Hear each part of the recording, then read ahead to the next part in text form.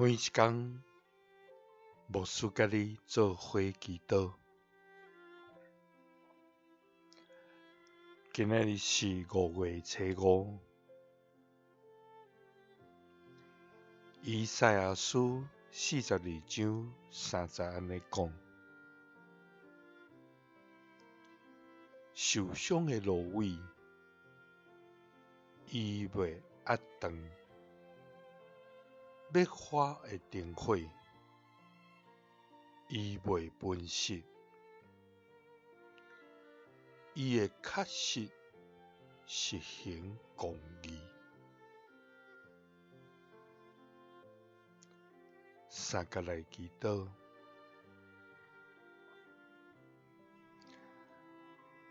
无将阮压断甲分熄的天父，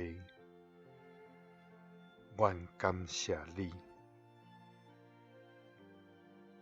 主啊！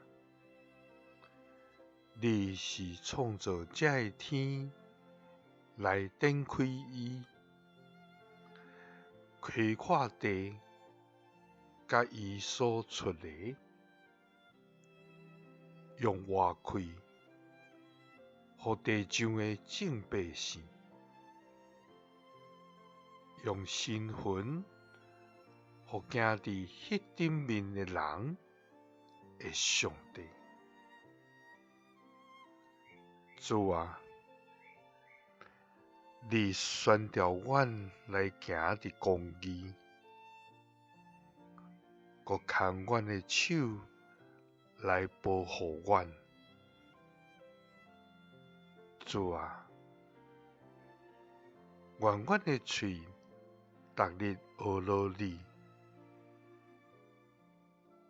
愿阮的舌时刻保扬你的名。主啊！伫世间充满艰难苦甲患难，伫人的中间充满了诡诈甲陷害，因为安尼，伫阮的境遇中，互阮受伤甲哀叹。主啊！总是你应允讲，受伤的芦苇，你袂压断；灭花的灯火，你袂分熄。你会确实施行公义。祈祷是奉主耶稣基督的圣名。